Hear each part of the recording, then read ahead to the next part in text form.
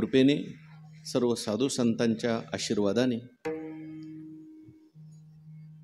संत श्रेष्ठ ज्ञानेश्वर महाराज आदी करून सर्व संत मंडळी, सर्व संतांच्या पदस्पर्शाने पावन झालेली ही पंचक्रोशी, आपल्या या पंचक्रोशीमध्ये आज या ठिकाणी आपली ही काल्याच्या कीर्तनाची सेवा आहे. वैकुंठवासी परमपूज्य आदरणीय हरिभक्तीपरायण रामकृष्ण महाराज काळे गुरुजी यांचा सुरू असलेला हा पुण्यतिथीचा रौप्य महोत्सव सोहळा आणि या निमित्ताने 3 दिवसाचा हा चालू असलेला उत्सव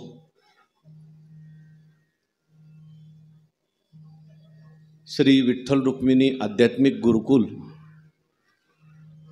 आदरणीय हरिभक्तीपरायण वेदांताचार्य भगवान महाराज शास्त्री जंगले यांच्या मार्गदर्शनाने आणि आपल्या सगळ्यांच्या सहकार्याने हा उत्सव संपन्न होत असताना आजची आपली ही 3ऱ्या दिवसाची कीर्तन सेवा आहे, काल्याची कीर्तन सेवा आहे.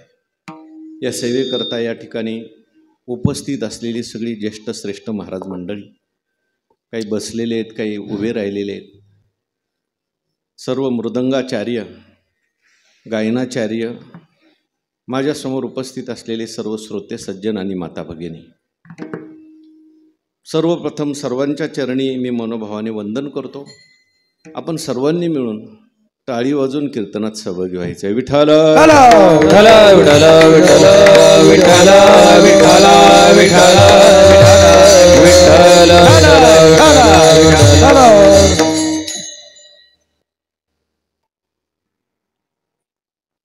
पावसाचे दिवस नसताना सुद्धा पावसाचं वातावरण तयार झालेलं आहे. गेली सलग 2-4 दिवस पाऊस पडतोय. काही परिस्थिती आपल्या हातात नाही, पण आहे त्या परिस्थितीत समाधानी राहायचं का नाही राहायचं हे आपल्या हातात आहे. गुरुवर्य सांगत असतात, परिस्थितीपेक्षा मनस्थिती महत्वाची. परिस्थिती एखाद्याची खूप चांगली आहे, पण मनस्थिती बिघडलेली असेल तर तो सुखी का दुःखी? दुःखी. परिस्थिती सामान्य असेल, पण सामान्य परिस्थितीत सुद्धा एखाद्याची मनस्थिती चांगली असेल तर तो सुखी असतो, समाधानी असतो. म्हणून जसं आपण परिस्थितीकडे लक्ष देतो तसं मनस्थितीकडे दिलं पाहिजे. आमचे गुरुवर्य म्हणत असतात, कोरेकर बाबा, परिस्थिती करता तुम्ही वर्ष द्या, पण मनस्थिती करता असे सप्ताहातले काही दिवस काढा. परिस्थिती करता तुम्ही पूर्ण दिवस द्या, पण आपली मनस्थिती चांगली राहिली पाहिजे. याच्याकरता रोज सकाळचा आणि संध्याकाळचा अर्धा तास तरी दिला पाहिजे. परिस्थिती कशी असू द्या, पावसाची परिस्थिती निर्माण झालेली आहे. म्हणून मी भगवान महाराजांना म्हटलं होतं की तुम्ही करून घ्या कीर्तन. तसं पाहायला गेलं तर काल्याचं कीर्तन जे असतं ते फडकरी लोकांचं मालकाचं कीर्तन असतं. ज्यांनी नियोजन केलंय, आयोजन केलंय, अशी मंडळीच काल्याचं कीर्तन करत असतात. पण महाराजांची असलेली सद्गुरू जोग महाराज संस्थेवर निष्ठा, संस्थेचे ते विद्यार्थी आहेत, संस्थेवर त्यांची खूप निष्ठा आहे. त्यांनी सांगितलं, संस्थेची गुरुजन मंडळी पूर्वी या ठिकाणी आलेली आहेत. वैकुंठवासी परमपूज्य बाबा जे आहेत, गुरुजी जे आहेत, गुरुजींचा आणि संस्थेचा खूप मोठा स्नेह होता, जिव्हाळा होता. आणि वारकरी शिक्षण संस्थेचा आणि तसं पाहिलं गेलं तर या नेवासा तालुक्याचाच पूर्ण जिव्हाळा आहे पहिल्यापासून. कारण वैकुंठवासी परमपूज्य बनशी बाबा संस्थेचे परीक्षक होते त्यावेळेस. विठ्ठल विठ्ठल विठ्ठल विठ्ठल विठ्ठल विठ्ठल विठ्ठल विठ्ठल. मी त्यांना विनंती केली होती तुम्ही करून घ्या, पण त्यांनी आग्रह केला. बरं झालं, या निमित्ताने कळणे एवढ्या सगळ्या महाराज मंडळींच्या भेटीगाठी झाल्या. कारण एवढी सगळी महाराज मंडळी वारकरी संप्रदायाची सेवा करणारी पुढे बसलेली आहेत, ते ज्येष्ठ मंडळी आहेत. आणि यांच्या सगळ्यांच्या सहवासात चिंतन करायचा एक आगळा आणि वेगळा आनंद असतो. ते लोक जरी कमी असले तरी भरपूर आहेत, भरलाय मंडप सगळा. पण एक एक महाराज म्हणजे एक एक लाख श्रोत्यांचे इतका महाराजांचं अस्तित्व आहे. म्हणून ही सगळी महाराज मंडळी या निमित्ताने एकत्र आलेली आहेत. या निमित्ताने या सगळ्यांच्या भेटीगाठी झाल्या आणि आपल्या सगळ्यांचा दर्शनाचा योग, या निमित्ताने या पंचक्रोशीत चिंतन करण्याचा हा योग प्राप्त झालेला आहे. विठ्ठल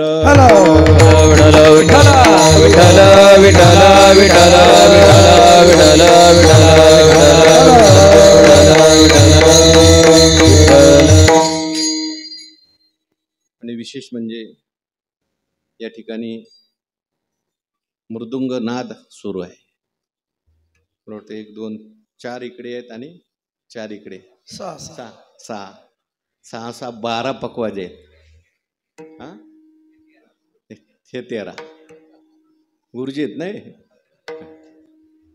चांगली गोष्ट आहे बरं का. मी सगळीकडे नजर टाकली तर मला या कीर्तनामध्ये 3 पिढे दिसत आहेत. जे 3 पिढे म्हणजे लहानपण आहेत, मधली पिढी सुद्धा आहे आणि ज्येष्ठ पिढी सुद्धा आहे. जुनी मंडळी सुद्धा आहेत ज्यांनी हे संप्रदायाचा सगळा वसा चालवलेला आहे. त्याच्यानंतर तरुण मंडळी आहेत. आता ही लहान पिढी तयार होते, याची खूप आवश्यकता आहे बरं का. विठ्ठल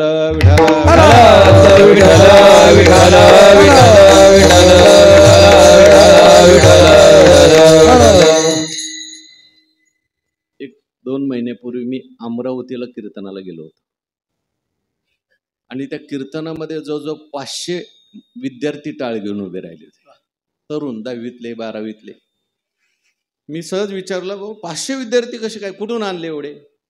तर त्यांनी मला सांगितलं की आमच्या एकट्या अमरावती जिल्ह्यामध्ये मे महिन्यामध्ये 130 शिबिरं होतात. एकट्या अमरावती जिल्ह्यात 130 शिबिरं होतात आणि प्रत्येक शिबिरात कमीत कमी 100 विद्यार्थी असतात. आणि हेच सगळे विद्यार्थी आळंदीला संस्थेमध्ये येतात. हेच विद्यार्थी पुढे टाळकरी होतात, कीर्तनकार होतात. आम्हाला कीर्तनकार बाहेरच्या जिल्ह्यातून आणावा लागत नाही. म्हणून शिबिरांची खूप आवश्यकता आहे. विठ्ठल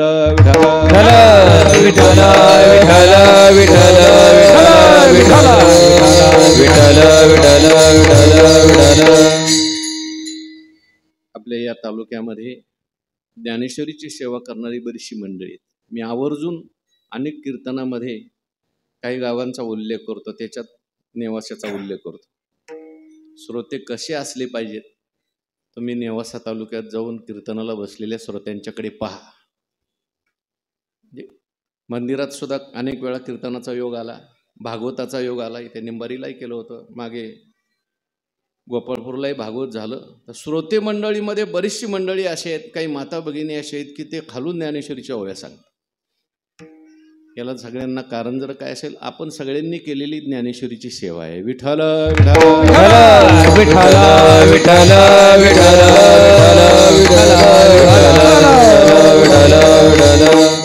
पूर्वीच्या मंडळींनी ही जी काही सवय लावली आपल्याला, आदरणीय बंशी महाराजांनी सगळं तयार केलेलं हे वातावरण आणि त्याचा हा परिणाम आहे.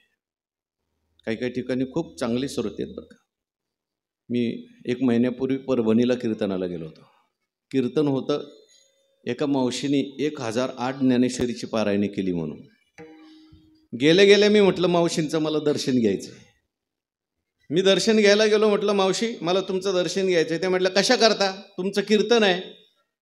म्हटलं तुम्ही 1008 ज्ञानेश्वरीची पारायण केली, आम्ही आळंदीत राहतोय, अजून 108ही नाही झाली. मावशी हसायला लागल्या. मी म्हटलं तुम्ही सगळा संसार सांभाळून 1008 पारायण केले म्हणून मी तुमचं दर्शन घ्यायला. मावशी हसत हसत मला म्हटलं की मी एकटीनेच केली नाही, आमच्या गल्लीत 15 बायका आहेत अशा त्या 1008 वाल्या परभणीमध्ये. विठ्ठल विठ्ठल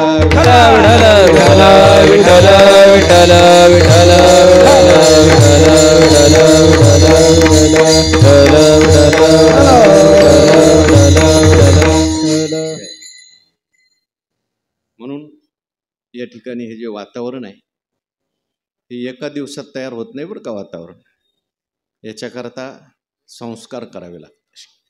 आदरणीय महाराजांनी, आदरणीय वैकुंठवासी रामकृष्ण महाराजांनी केलेली साधना, केलेली तपश्चर्या, केलेली समाजाची सेवा आणि म्हणून आपल्याला हे सगळं वातावरण पाहायला मिळतंय. विठ्ठल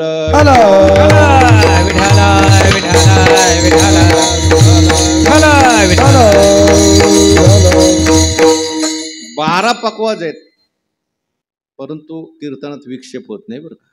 कधी कधी एकच पकवाज असतो पण कीर्तन त्याला म्हणावं लागतं. खूप चांगली गोष्ट आहे. आणि मृदंगाचा नाद काय असतो, केवळ आवाज वाढवला म्हणजे नाद ऐकू येतो असं नाही. या 12 पकवाजामुळे एक आगळा आणि वेगळा आनंद कीर्तनाला प्राप्त झालेला आहे. विठ्ठल विठ्ठल विठ्ठल विठ्ठल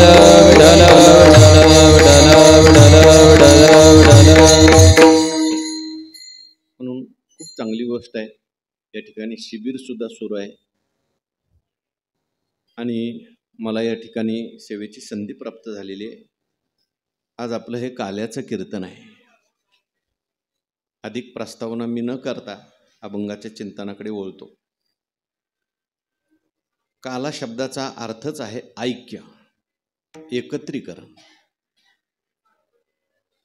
एखादा मनुष्य जेवायला बसला असेल, त्याच्या ताटात अनेक पदार्थ असतील आणि तो जर एकत्र करून खात असेल तर आपण काय म्हणतो? काला शब्दाचा सरळ सरळ अर्थ आहे ऐक्य, एकत्रीकरण. एक होणं म्हणजे काल आहे. सगळ्यांनी एकत्र येणं म्हणजे काल आहे. जीव आणि शिवाचं ऐक्य म्हणजे काल आहे. विठ्ठल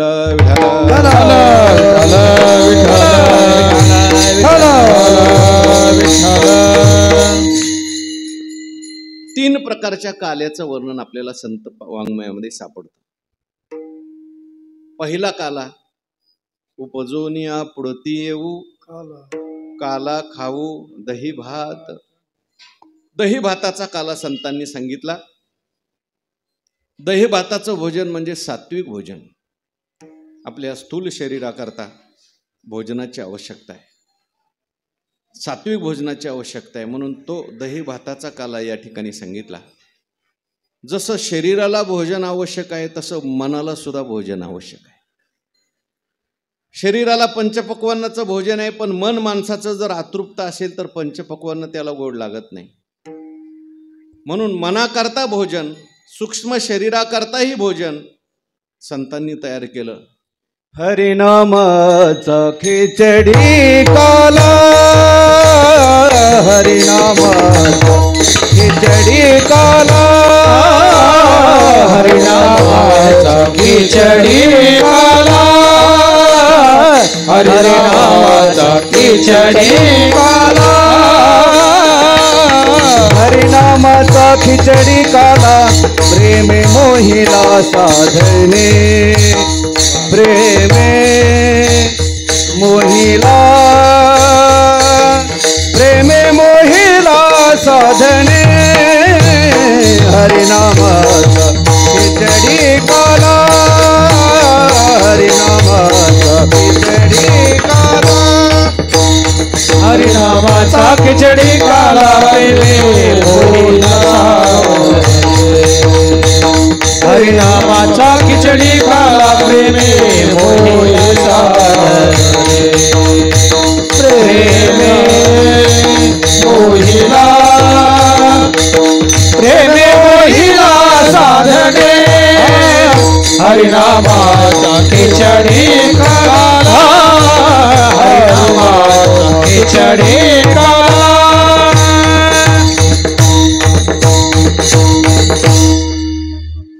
हरिनामाचा खिचडी काला. तुकाराम महाराजांनी रसही बनवला. लाडू सगळ्यांना झेपतील असं सांगता येत नाही, पण खिचडी काला मात्र सगळ्यांना उपयोगाचा आहे. हरिनामाचा खिचडी काला, प्रेमे मोहिला साधने हा दुसरा काला. आणि आणखीन एक तिसरा काला सांगितला. पहिला काला जो आहे तो स्थूल शरीराकरता, दुसरा काला जो आहे हरिनामाचा हा सूक्ष्म शरीराकरता, मनाकरता आहे. आणि तिसरा जो काला आहे तो काला कारण शरीराचा नाश करण्याकरता आहे. तुका म्हणे काला कोठे कोठे अभेद देखिला, अभेद निश्चय करणं हाही काला त्या ठिकाणी सांगितला. विठ्ठल विठ्ठल विठ्ठल विठ्ठल विठ्ठल विठ्ठल विठ्ठल विठ्ठल विठ्ठल. असा हा जो काला आहे तो सगळ्यात पहिल्यांदा भगवान श्रीकृष्ण परमात्म्याने यमुनेच्या वाळवंटामध्ये गोपाळांच्या करता केला। यमुनेच्या वाळवंटामध्ये भगवान श्रीकृष्ण परमात्मा उभे राहिले, आजूबाजूला सगळे गोपाळ जमवले। शुकाचार्यांनी वर्णन केलंय, बिभ्रद्वेणुं जठरपटयोः शृंगवेत्रे च कक्षे वामे पानव मसृण कवलम तत्फलान्यंगुलेषु तिष्ठन्मध्ये स्वपरिसुहृदोः हासयन्नर्मभिस्वैः स्वर्गे लोके मिशति भुभुजे यज्ञ भुग बालकेली। कसे भगवान उभे राहिलेले होते? मोर मुकुट घातलेला आहे, दिव्य असा पितांबर आहे, कुरळे कुरळे केस आहेत, मेघश्याम वर्ण आहे, भगवान परमात्म्याचं सौंदर्य। आणि आजूबाजूला सगळे गोपाळ बसवलेले होते आणि त्यांना सगळ्यांनी भगवान परमात्म्याने कमळाच्या जशा पाकळ्या असतात तसं बसवलंय। म्हणजे लहान लहान गोपाळ जवळ घेतले होते आणि मोठे मोठे गोपाळ थोडेसे बाजूला बसवले होते, लांब बसवले होते। लहान शब्दाचा अर्थ इथे वयाने लहान नाही घ्यायचा बरं का। थोरपण परा सांडीजे व्युत्पत्ती आघवी विसरीजे जगा धाकुटे होईजे ते जवळीक माझे। जो स्वतःला देवाकडे गेल्यानंतर लहान समजतो, देव त्याला जवळ घेतो। आणि देवाजवळ गेल्यावर सत्संगात गेल्यावर सुद्धा जो मोठेपणातच राहतो, देव म्हणतो जरा बाजूलाच बसतो। आणि मग त्या गोपाळांना भगवान प्रसाद देत असताना कसा प्रसाद देत होते त्याचं वर्णन केलंय, हासयन नर्म भिस्वई, हसवत हसवत प्रसाद देत। म्हणजे प्रसाद घेत असताना माणसाने हसत हसत घेतला पाहिजे। कीर्तन ऐकताना सुद्धा माणसाने थोडा चेहरा प्रसन्न करून ऐकलं पाहिजे बरं का। नाही तर बऱ्याच ठिकाणी कीर्तन करायला आपण जातो, सगळी मंडळी समोर बसलेले असे असतात, त्यांचा चेहरा पाहिला हे आताच पोचून आले का काय कोणाला असं। इथं नाही बरं का तसं कोणी, ते सगळी नेवासा तालुक्यातली मंडळी। हासय नर्म भिस्वय म्हणजे सगळ्यांना भगवान हसवत हसवत नर्म विनोद करत करत त्या ठिकाणी प्रसाद देत होते। जो काला भगवान परमात्म्याने केला तोच काला पंढरपूरच्या वाळवंटामध्ये संतांनी केला। पंढरपूरच्या वाळवंटामध्ये सगळी संत एकत्र आले। हो, ज्ञानेश्वर महाराज, नामदेव महाराज, गोरोबा काका आदी करून सावता महाराज, सगळी संत मंडळी एकत्र आली। कारण एकत्र आल्याशिवाय कार्य होत नाही। विठ्ठल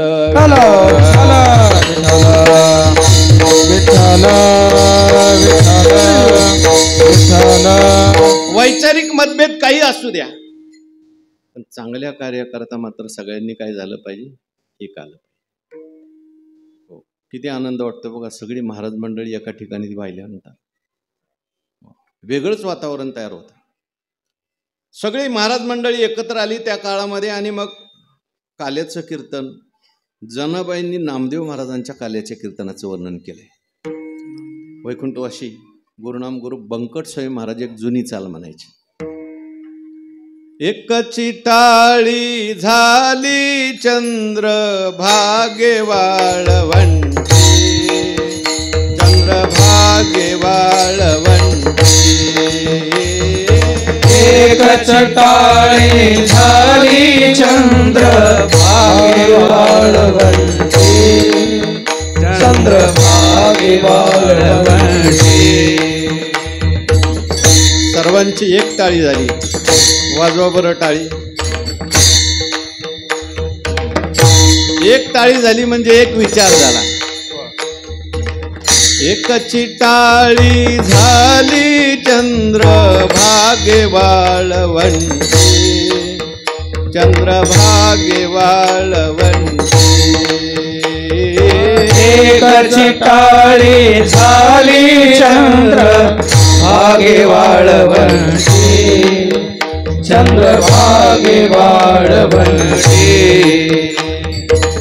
माझा ज्ञान राजा, माझा ज्ञान राजा गोपाळाशिला ह्या वाटी, गोपाळाशिला ह्या वाटी। नामदेव कीर्तन करी पुढे देवनाचे पांडुरंग, पुढे देवनाचे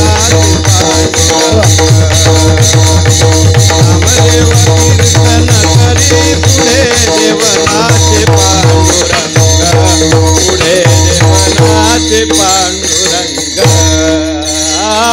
नामदेव कीर्तन करी पुढे देवनाचे पांडुरंग पुढे देवनाचे पांडुरंग नामदेव कीर्तन करी पुढे देवनाचे पांडुरंग पुढे देवनाचे पांडुरंग नाचे पांडुरंग नाचे पांडुरंग अभंग बोलता रंग कीर्तने भर आपण आता म्हटलं तर रंग येतोय.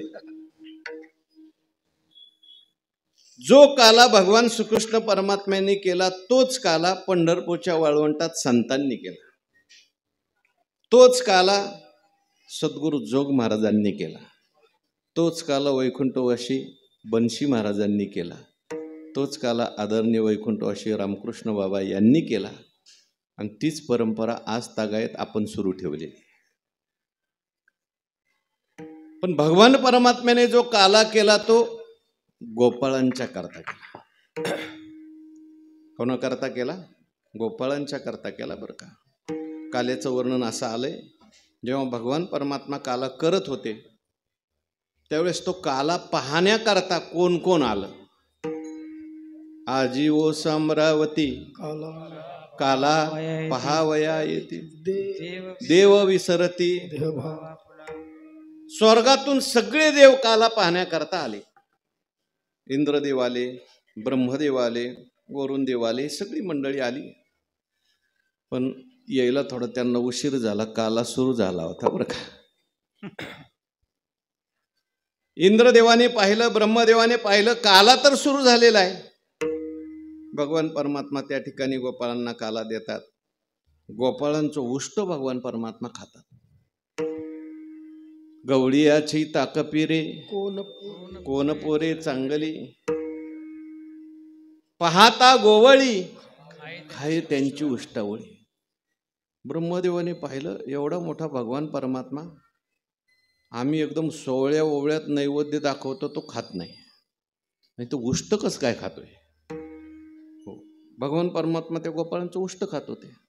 काही प्रेम असेल तर उष्ट चालतं आणि प्रेम नसेल तर सोवळ्यातलंही चालत नाही. भगवान परमात्म्याच्या गोपाळांचं त्या परमात्म्याविषयी खूप प्रेम आहे.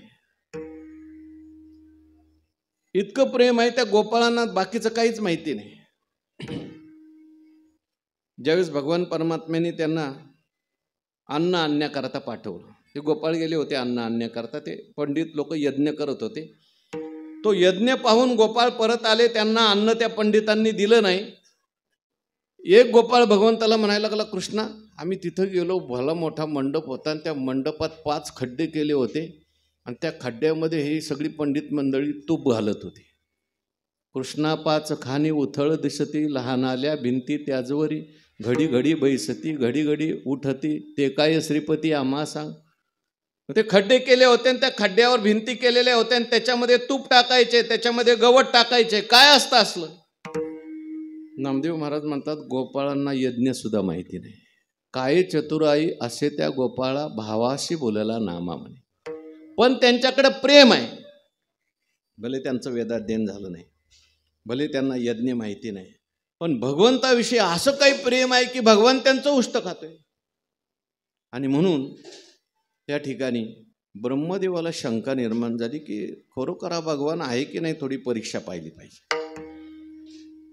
खरं तर देवाची परीक्षा घेऊ नये माणसाने, पण ब्रह्मदेवाला काय विनाशकाली विपरीत बुद्धी म्हणतात तशी बुद्धी सुचली. मग ब्रह्मदेवाने काय केलं, सगळ्या देवांना म्हटले नको, इथं काला नको घ्यायला. हे सामान्य गोपाळ आणि त्यांच्यात आपण बसायचं आणि त्यांच्यात आपण काला घ्यायचा म्हणजे आपली इज्जत कमी करून घेण्यासारखं. काही काही लोकांचा मान प्रतिष्ठा परमार्थात आडवी येते बरं का. त्यांना असं वाटतं आपण एवढे मोठे ना, आपण टाळ घेऊन कसं काय उभं राहायचं. आता ही कीर्तनकार मंडळी टाळ घेऊन उभे राहिले, तर बरीचशी कीर्तनकार मंडळी दुसऱ्याच्या कीर्तनात टाळ घेऊन उभे राहत. आता ही सगळी मंडळी ज्येष्ठ मंडळींना तुम्हाला म्हणत नाही बरं का, कारण सगळ्यांना उभं राहायला जागा सुद्धा नाही. पण आपल्या वारकरी शिक्षण संस्थेची पद्धत अशी आहे, कोणाचंही कीर्तन असू द्या, सगळी गुरुजन मंडळी सुद्धा पूर्वी टाळ घेऊन उभे राहत होते. विठ्ठल विठ्ठल विठ्ठल विठ्ठल विठ्ठल विठ्ठल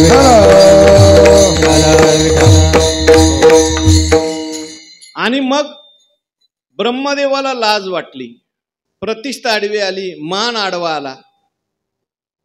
मान प्रतिष्ठा परमार्थात आडवी येते बरं का. आणि ब्रह्मदेवाने सांगितलं इथं काला घ्यायचा नाही, आपण काला स्वतंत्र आपल्या करता देवाला करायला.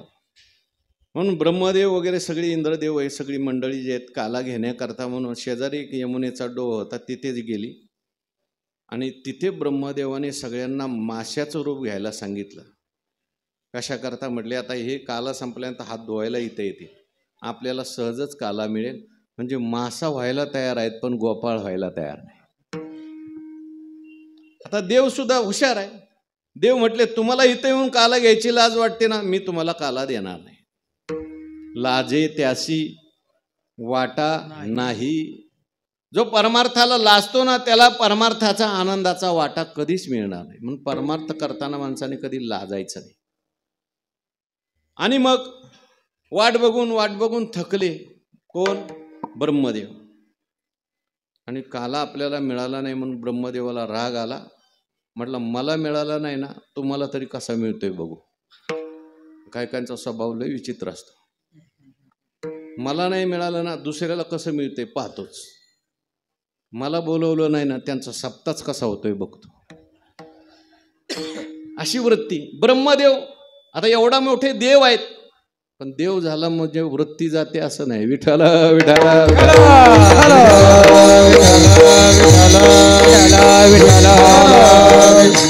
ब्रह्मदेवाने काय केलं, त्यांचा काला चालू असतानाच आजूबाजूला काही गायी वासरं चरत होते. त्या गायी वासरांना ब्रह्मदेवाने घेतलं आणि पळवून नेलं, लपवून ठेवलं. आता यांचा काला चाललाय, भगवान काल्याचा प्रसाद देतात. ते गायी वासरं जी होती ती काही दिसेनात. हे 2-4 गोपाळ जे आहेत त्यांचं लक्ष त्या वासराकडे गेलं. चुळबुळ सुरू झाली. हा त्याच्या कानात काहीतरी सांगतोय, तो त्याच्या कानात काय सांगतोय. आता काल्यात सगळ्यांचंच लक्ष काल्यात असतं असं नाही. काहींचं घड्याळाकडं, काहींचं मोबाईलमध्ये, आणि काहींनी वासरं आणलेलीच असतात बरोबर. ती काही शेवटपर्यंत लक्ष लागू देत नाही. चुळबुळ सुरू झाल्यानंतर मग ते काय असतं, चुळबुळ सुरू झाली की वक्त्याला सुद्धा कीर्तनात अवसान राहत नाही. भगवान म्हणले अरे मी काला देण्याकरता एवढ्या लांबून तुमच्या करता आलो, तुमचं लक्ष काल्यात नाही. म्हणले देवा आमची वासरं दिसत नाही, आमचं लक्ष तिकडे आहे. भगवान म्हणले अरे मी असताना तुम्ही वासराची कशाला चिंता करा, आहे ना मी समर्थ. पण संसारातला जीव असा आहे, संसारात जर व्यवस्थित नसेल त्याचं लक्ष परमार्थात लागत नाही. पण देवाला पहिल्यांदा त्यांचा संसार नीट करावा लागतो. विठ्ठल विठ्ठल विठ्ठल विठ्ठल विठ्ठल. भगवान परमात्मा वासरा आणण्याकरता गेले. ब्रह्मदेवाने संधी पाहिली आणि मग ब्रह्मदेवाने सगळे गोपाळ बसले होते त्यांनाही उचललं सत्यलोकात नेऊन ठेवलं. भगवान परमात्मा तिकडे जाऊन पाहतात तर वासरं नाहीत, इकडे येऊन पाहिलं तर गोपाळ नाहीत. तर देवाला कळायला काय उशीर लागतोय का. मग भगवंताने काय केलं, भागवतात वर्णन केलं. यावत वत्सपवत सकाल्पक वपू यावत करांग्र्यादिकम यावद यष्टी विशान वेणुदलशिग यावद विभूषांबरम. जसे जे गोपाळ होते, जसे वासरं होते, त्यांचा रंग होता, त्यांच्या काठ्या, त्यांच्या वाहना, त्यांच्या घोंगड्या तुकोबारायांनी वर्णन केलंय बरं का. कवतुक पहावया माव ब्रह्म्याने केली, कवतुक पहावया माव ब्रह्म्याने केली. वत्से चोरनिया सत्य लोकासी नेले, वत्से चोरनिया सत्य लोकासी नेली. गोपाळ गाई वत्से दोन्ही ठाई राखिले, गोपाळ गाई वत्से दोन्ही ठाई राखिले. सुखाचा सुख सिंधू अनाथाची माऊली, अनाथाची माऊली. जय देवा कृष्णनाथा जय रुक्मिणी कांता, जय देवा कृष्णनाथा जय रुक्मिणी कांता, जय देवा कृष्णनाथा जय कृष्णनाथा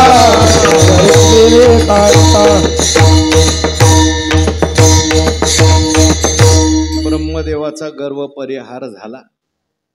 म्हणजे काय, हे सगळी कथा कशा करता सांगितलंय म्हणून चरित्र सांगितलं. आणि अभंगात प्रवेश करायचा आहे. भगवंतांनी गोपाळांनाच काला दिला, गोपाळ व्यतिरिक्त ब्रह्मदेवाला सुद्धा काला मिळाला नाही. मग आपल्याला जर काला पाहिजे असेल तर आपण गोपाळ झालं पाहिजे. आपण सगळ्यांनी गोपाळ झाल्याशिवाय आपल्याला काला मिळणार नाही. पण तुकोबाराय म्हणतात, चला चला वळू गाई, चला वळू गाई, चला वळू गाई, चला वळू गाई, चला वळू गाई, चला वळू गाई, चला वळू गाई, चला वळू गाई, चला वळू गाई, चला वळू गाई. बैसू जेऊ एक ठाई, बैसू जेऊ एक ठाई, बैसू जेऊ एक ठाई, बैसू जेऊ एक ठाई. बहु केली वनवन, बहु केली वनवन, बहु केली वनवन, बहु केली वनवन, बहु केली वनवन. बैसू जेऊ एक ठाई, बैसू जेऊ एक ठाई, बैसू जेऊ एक ठाई, बैसू जेऊ एक ठाई. बहु केली वनवन, बहु केली वनवन, बहु केली बहु केली वनवन, बहु केली वनवन, बहु केली वनवन, बहु केली वनवन. आपल्याला सगळ्यांना गोपाळ व्हायचंय, कारण आपल्याला सगळ्यांना काला पाहिजे. गोपाळ व्हायचं म्हणजे नेमकं काय करायचं. तुकाराम महाराज आपल्याला सगळ्यांना पहिल्या चरणामध्ये गोपाळ होण्याकरता आपल्याला सगळ्यांना सूचना करतात, काल्याचं निमंत्रण देतात. चला वळू गाई, आपण सगळे गायी वळू. कारण भगवंतांनी किंवा गोपाळांनी जो काला केला, पहिल्यांदा त्यांच्या गायी वळवून आणल्या आणि मग एका ठिकाणी बसले आणि मग काला केला. तसं आपल्याला सुद्धा काला जर पाहिजे असेल तर आपण पहिल्यांदा या गायी वळल्या पाहिजेत आणि नंतर मग एका ठिकाणी बसायचे. नुसतं बसायचं नाही, जेवायचंय. त्या गायी कोणत्या, कुठं बसायचंय आणि जेवायचंय म्हणजे काय. विठ्ठल विठ्ठल विठ्ठल विठ्ठल विठ्ठल. गायी शब्दाचा एक अर्थ आपल्याला माहिती आहे. ज्या गायीच्या शरीरामध्ये 33 कोटी देव आहेत. गायीच्या शेणामध्ये लक्ष्मीचा वास आहे आणि गायीच्या गोमूत्रामध्ये गंगेचा वास आहे बरं का. साध्या गायीच्या, गावरान, जर्शी नाही बरं का. म्हणून गाय पवित्र सांगितलेली आहे. पण तुकाराम महाराजांनी इथे ज्या गायी घेतलेल्या आहेत, ह्या गायी थोड्याशा वेगळ्या आहेत. देवाने तुम्हाला आम्हाला प्रत्येकाला 11 गायी दिलेल्या आहेत. किती गायी दिलेल्या आहेत? आता सुद्धा प्रत्येकाजवळ किती गायी आहेत? 11. हो, काहींच्या जवळ आहेत, काहींच्या इकडं तिकडं धावू लागलेले आहेत. कोणत्या 11 गायी आहेत? 5 ज्ञानेंद्रिय, 5 कर्मेंद्रिय आणि 11वं मन. या प्रत्येकाजवळ असलेल्या गायी आहेत. यांना गायी का म्हणायचं? गाय जशी हिरवा चारा पाहिला का तिकडं धावते, तशी आपली इंद्रिय सुद्धा त्यांचे त्यांचे विषय पाहिले की त्यांच्याकडे धावतात. डोळा नावाची गाय कीर्तनात बसले बसले इकडं बघ तिकडं बघ, कोण आलं कोण गेलं, कीर्तन ऐकू देत नाही. कान नावाची गाय आवाज आला तिकडं घेऊन जाते.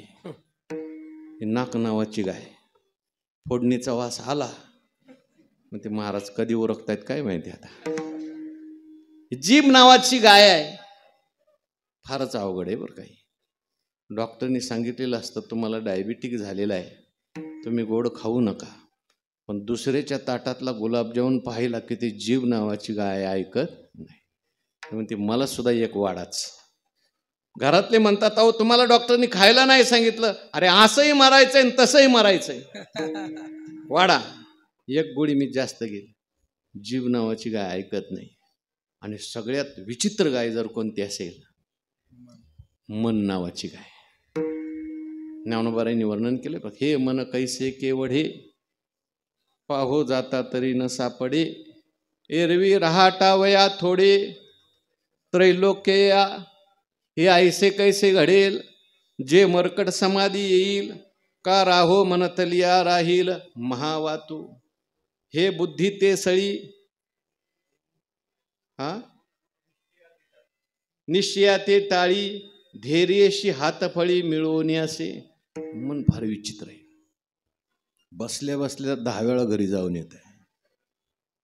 मनाने एखादा निश्चय केला, बुद्धीने एखादा निश्चय केला आपल्याला कीर्तनाला जायचंय, 10 वेळा हाणून पाडतं, नाही जायचं, पाऊस आहे, आज आराम करायचा. आपल्याला ज्ञानेश्वरीचे पारायण करायचे, नाही करायचे. पारायण करून कोणाचं कल्याण झाले असं ते मन जे आहे त्या बुद्धीला सळत राहत. देवाने त्या अर्जुनाने गारानं केलं, चंचलम हि मन कृष्ण प्रमाथी बलवत दृढम तस्याहम निग्रहम मन्ये वायोरीव सुदुष्करम. अहो संतांनी तक्रार केली देवाकडे गोपाळांच्या वेशात, कान्होबा रे कान्होबा निवडी आपुली गोधने, कान्होबा रे कान्होबा निवडी आपुली गोधने, कान्होबा रे कान्होबा निवडी आपुली गोधने, कान्होबा रे कान्होबा निवडी आपुली गोधने, कान्होबा ओढाळ तुझी आई हो जनवच्या कळंबा ठाई, कान्होबा तुझी आई हो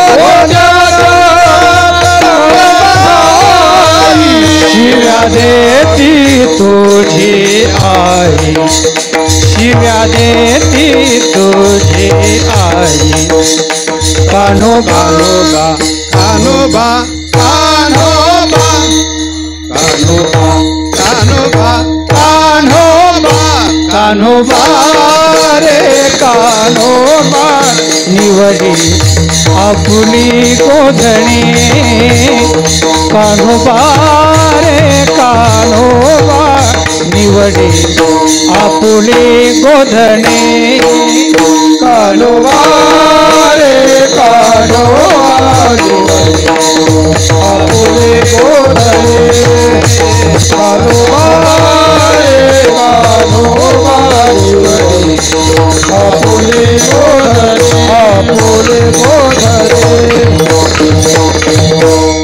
काला म्हणजे आनंद, काला म्हणजे सुख.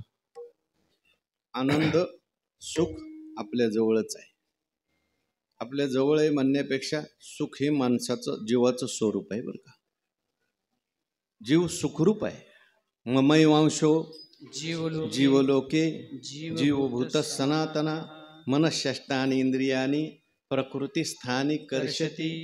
सुखरूप असलेला जीव तैसा हृदयामध्ये मी असता सर्व सुखाचा आरामू की भ्रांताशी कामू. आपण सुखरूप आहेत, आपण आनंद रूप आहेत. आनंदाला आपल्याला दुसरीकडे कुठेही जायची गरज नाही. आमचे सद्गुरू जोग महाराज होते. शेवटच्या कालावधीमध्ये ते एका खोलीत बसलेले असायचे दिवसभर.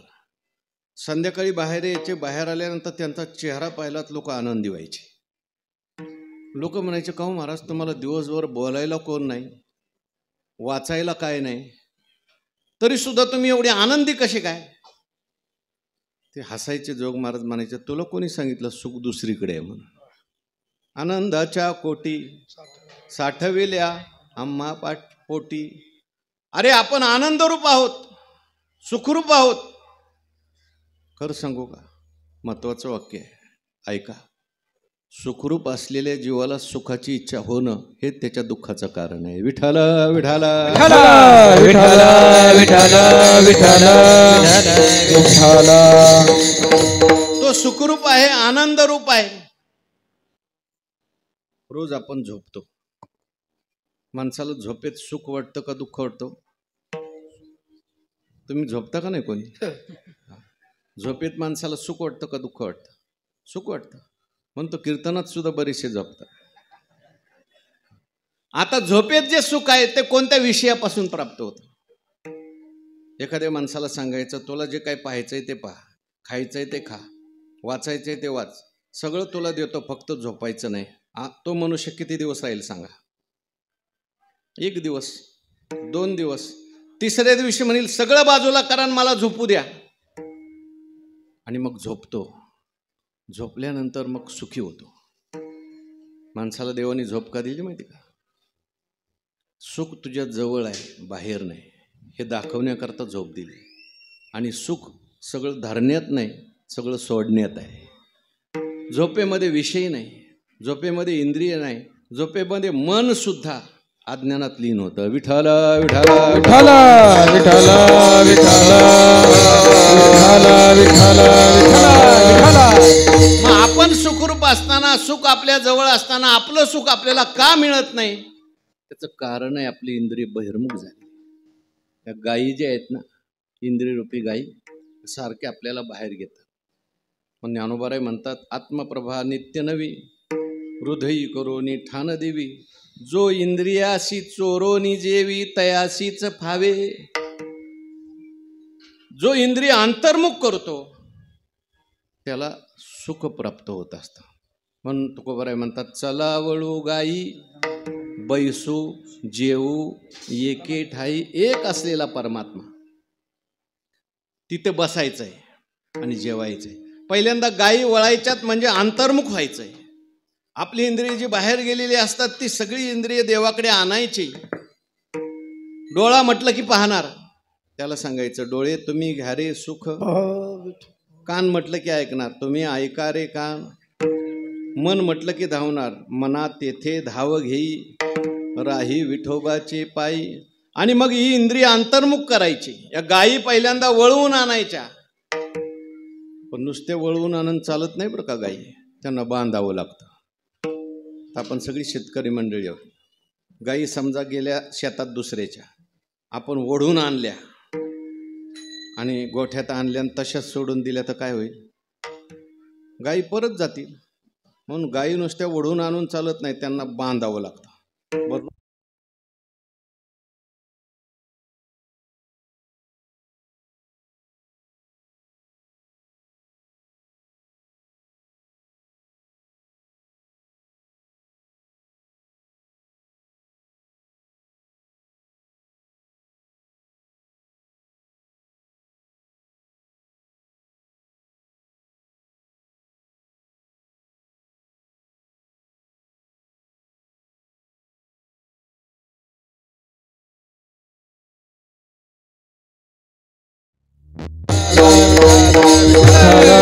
पुंडलिक वरदा विठ्ठल ज्ञानदेव तुकाराम. चला वळू गाई, बैसू जेवू एके ठाई. या मनाला इंद्रियांना कसं आवरायचं? योगसूत्रामध्ये एक सूत्र आलंय, अभ्यास वैराग्याभ्याम तन्निरोध. अभ्यासेन तो कौंतेय वैराग्येन च गृह्यते.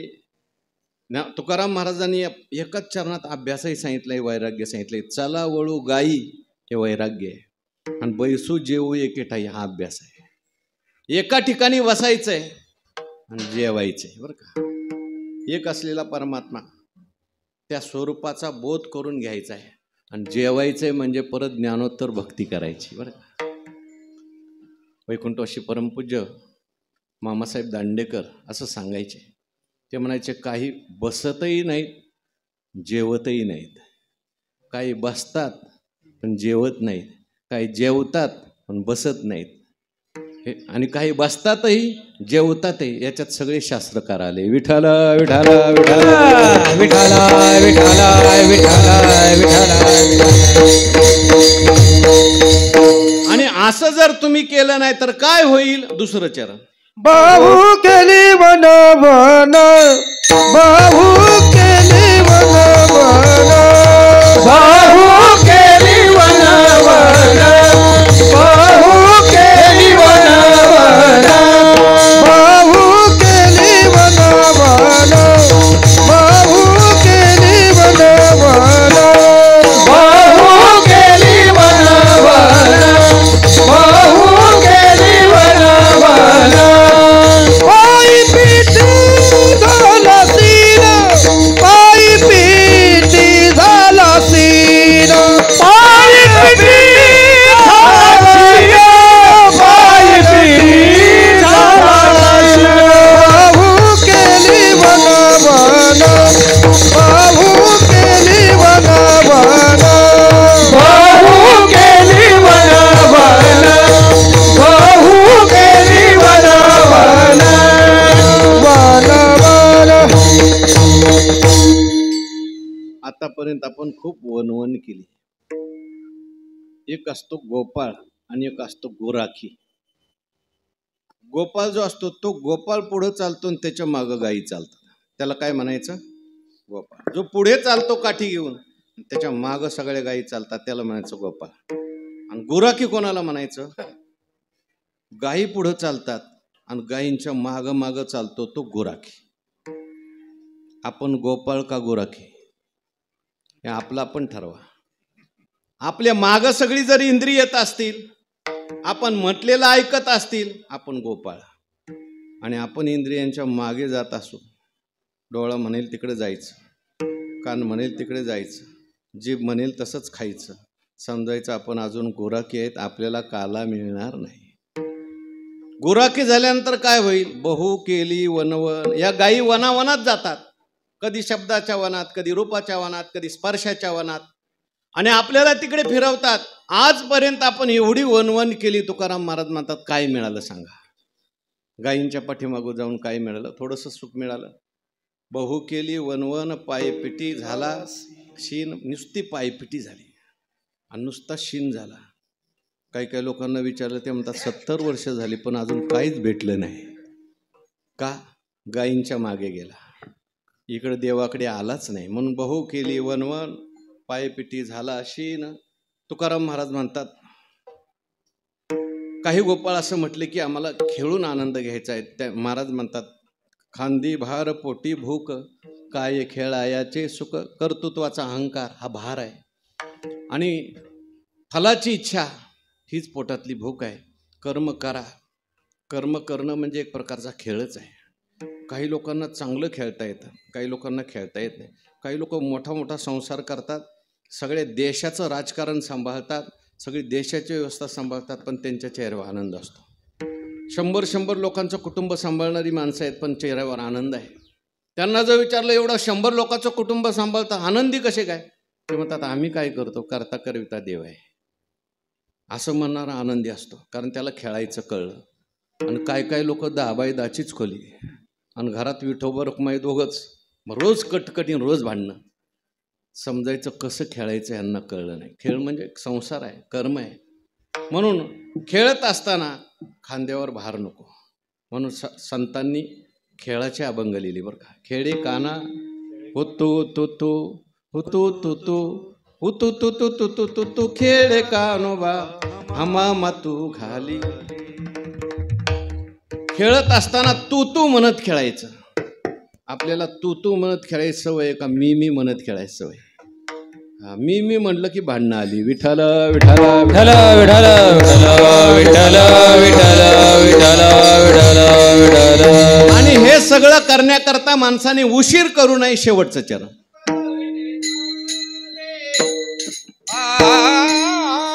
तुका मने धावे, तुका मने धावे, तुका बने धावे तुका बने धावे तुका बने धावे तुका बने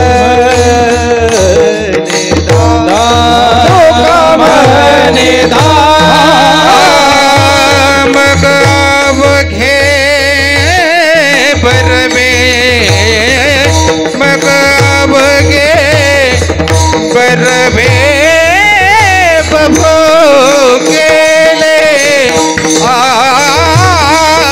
बभो केले वन वन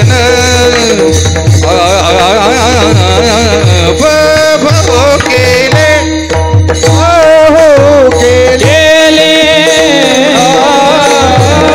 बभो केले वन बाहु बाहु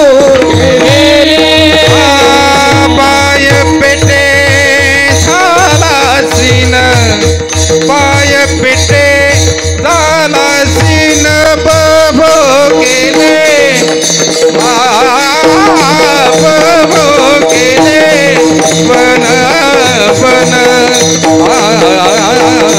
बभो केले बभो केले केले बभो केले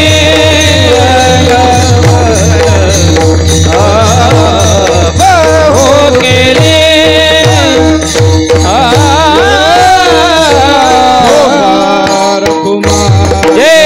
कुमार कुमार कुमार कुमार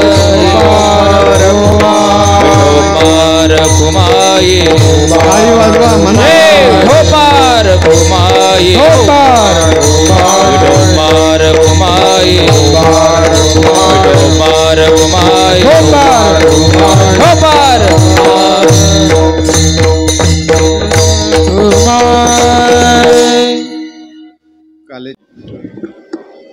असं म्हटलेलं आहे, दीन आणि दुर्बळ अशी सुखराशी हरिकथा, तारू भवसागरीचे ऊच नीच अधिकारी, चरित्र ते उच्चारावे केले देवे गोकळी.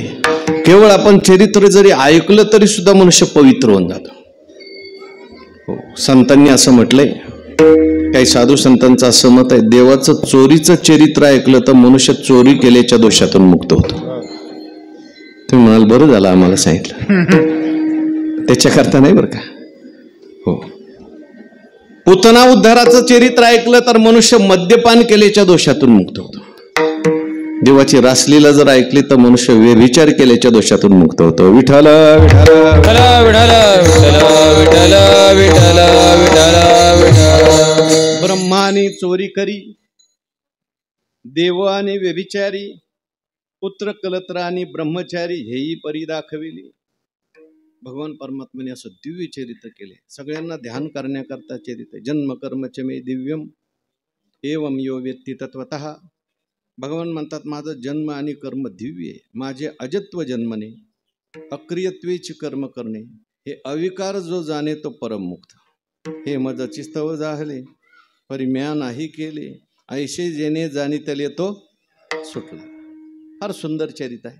ध्यान करण्याकरता काहीतरी आलंबन पाहिजे म्हणून देवाने चरित्र केलं. सगळ्यात पहिल्यांदा बालचरित्र केलं, कारण देवाचं ध्यान करण्याकरता बालरूपामध्ये ध्यान लवकर होऊ शकतं.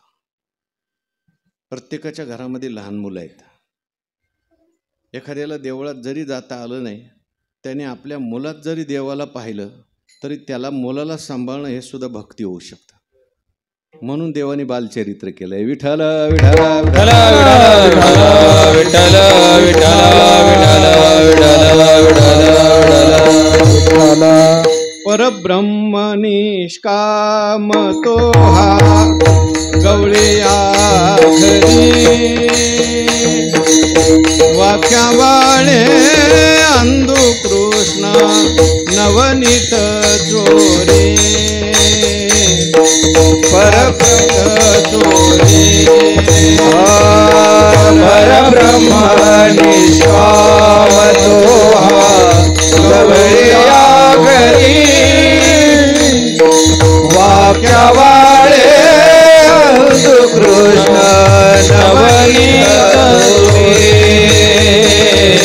नवनीत तोरी मनती गवळणी हरीची पाऊले धरा मनती गवळणी पाऊले धरा रांगत रांगत येतो हरिहा राज मंदिरा परब्रह्म निष्काम तोहा गवळ्या घरी वाक्यावाळे कृष्ण नवनीत दोरी नवनीत दोरी. रांगतानाचं चरित्र आहे बरं का, फार सुंदर चरित्र आहे. आता आपल्याला एवढा सांगायला वेळ नाही. नंतर भगवान पुढे मोठे झाल्यानंतर चोरीचं चरित्र केलं, काही खोडे केलेले आहेत. पण चोरीचं चरित्र, ह्या सगळ्या खोड्या सुद्धा देवाने आपल्याला केलेली, आपल्यावर केलेली कृपा आहे बरं का. काही काही लोक म्हणतात देवाने चोरीच कशी काय केली. देवाने चोरी केली म्हणजे चोरी करता चोरी केली नाही, चोरीच्या निमित्ताने आपलं चित्त चोरायचं. कारण लोकांनी सांगितलं देवा आमचं मन आमचं चित्त तुमच्याकडे लागत नाही. कलियुगामध्ये फार विचित्र अवस्था झाली. कीर्तनात बसलं तरी माणसाचं मन कीर्तनात लागत नाही. चित्त जे अशुद्ध झालेलं आहे. देवा तुम्हीच असं काहीतरी करा की आमचं मन तुमच्याकडे लागलं पाहिजे, तुम्हीच आमचं मन ओढून घ्या. देवाने सांगितलं मी एक काम करतो, तुमच्या घरी चोरी करण्याकरता येतो. काय असतं, एखाद्या दिवस आपल्या घरी रात्री जर चोरी झाली, 12-1 वाजता आपल्याला कळलं चोरी झाली, तर रात्रभर मनुष्य जागतो आणि त्या चोराचं चिंतन करतो. देव म्हटले मग तुम्हाला जर वेळ नसला तर मीच तुमच्या घरी येतो, रात्रीची चोरी करतो आणि तुम्हाला उठवून जातो. तुम्ही रात्रभर माझं चिंतन कराल, तुमचा उद्धार होईल. लक्षात घ्या. खोड्या सुद्धा का केल्या, कधी कधी भांडणाने सुद्धा माणसाचं मन तन्मय होतं. शाळेमध्ये शांत पोरं असतात ना, त्याच्याकडे शिक्षकाचं लक्ष जास्त नसतं. तर जे वात्रट असतं ना, ते वात्रट शिक्षकाच्या स्वप्नात जातं रात्रीचं. देवाने असा विचार केला, कलियुगातली माणसं आपलं ध्यान करू शकत नाहीत, आपल्याकडे मन लावू शकत नाहीत, पण भांडणाने मन तन्मय होतं बरं का. एखादा मनुष्य सकाळी सकाळी आपल्या घरी आला आणि आपल्याला शिव्या देऊन गेला, कीर्तनात बसलं तरी कीर्तनात लक्ष लागत नाही, त्याच्याकडे लक्ष लागतं. सकाळी सकाळी माझ्या घरी आला, मला शिव्या देऊन गेला. देवाने विचार केला प्रेमाने तर हे कोण ध्यान करू शकत नाही, पण रोज सकाळी एकाच्या घरी जायचं आणि भांडून यायचं, त्यांच्या डोक्यात मी राहील आणि त्यांचा उद्धार होईल. कोणाचं शिंकच तोडायचं, कोणाचं मडकच फोडायचं, या निमित्ताने सगळ्यांच्या डोक्यात मी राहील, सगळ्यांचा उद्धार होईल, म्हणून खोडे आहे. विठ्ठल विठ्ठल विठ्ठल विठ्ठल विठ्ठल विठ्ठल विठ्ठल विठ्ठल विठ्ठल विठ्ठल. चित्त चोरियेले नंदाच्या नंदने, चित्त चोरियेले नंदाच्या नंदने, चित्त चोरियेले नंदाच्या नंदने, चित्त चोरियेले नंदाच्या नंदने. म्हणे गरुड ध्वजे, तुका म्हणे गरुड चोरियेले नंदाच्या नंदने, चोरियेले नंदाच्या नंदने, चोरियेले नंदाच्या नंदने, चोरियेले नंदाच्या.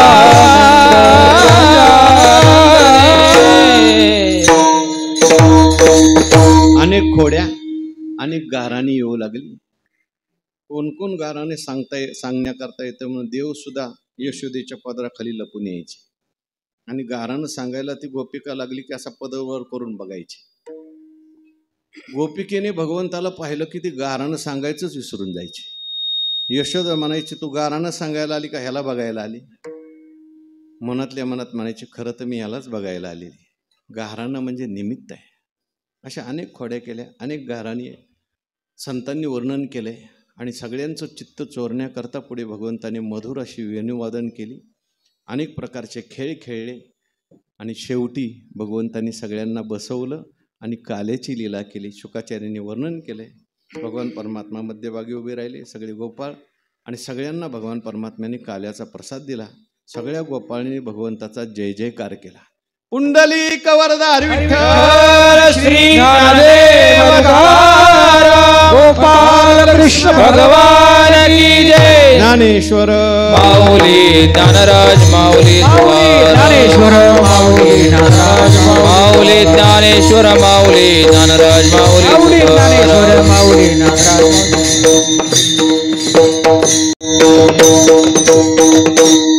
असे वाजवणार असले, असे म्हणणार असले ना, असे ऐकणारे असले ना, माझ्यासारखा मनुष्य अजून 3 तास कीर्तन करेल. कारण मी भागवतकार आहे. थोडंसं भागवतामध्ये नुसती चोरीची लीला मी 3 तास सांगतो. भागवतात वेणुवादन लीला आहे संतांच्या गवळणी. सगळ्या गवळणीला आम्ही आवृत्ती देतो बरं का भागवतात महाराज. आणि जवळजवळ 40-50 रागाला श्लोकाच्या निमित्ताने आवृत्ती देतो. त्या निमित्ताने होतं आपलं. आपल्याला तरी म्हणायला कुठे संधी आहे दुसरीकडे.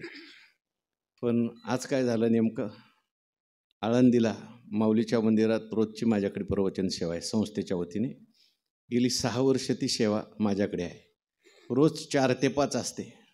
पण काही अडचणीमुळे आज 3 ते 4 आहे. ती जगामध्ये लाईव्ह दाखवली जाते. आणि म्हटलं आपलं जाणं जर होत असेल तर मग कशाला लांबवायचं असतं. आणि वेळसुद्धा आपली आता झालेली आहे. तेव्हा ऐकण्यासाठी भरपूर आहे. चिंतन या ठिकाणी आपण करतोच.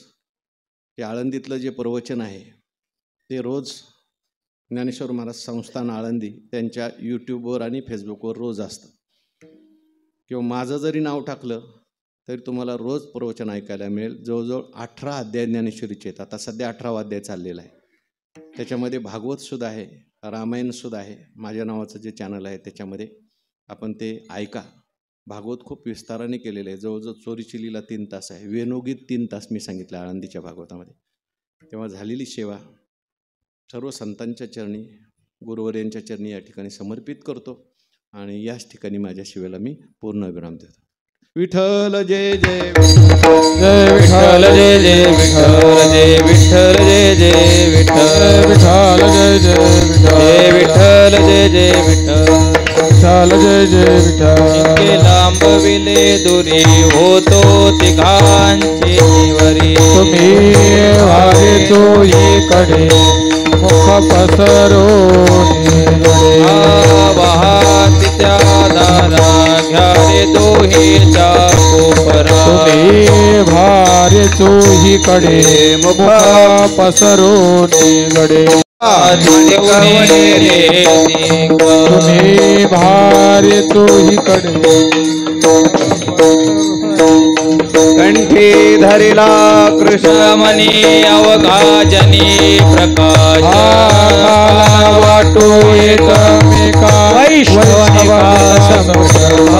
वाकुलिया ब्रह्मादिका उत्तम लोकादा कहो. वाटो एकमेका वैष्णवनिका कामने भूमंडळी आम्ही बळी विद गाडी. वाटो एकमेका वैष्णव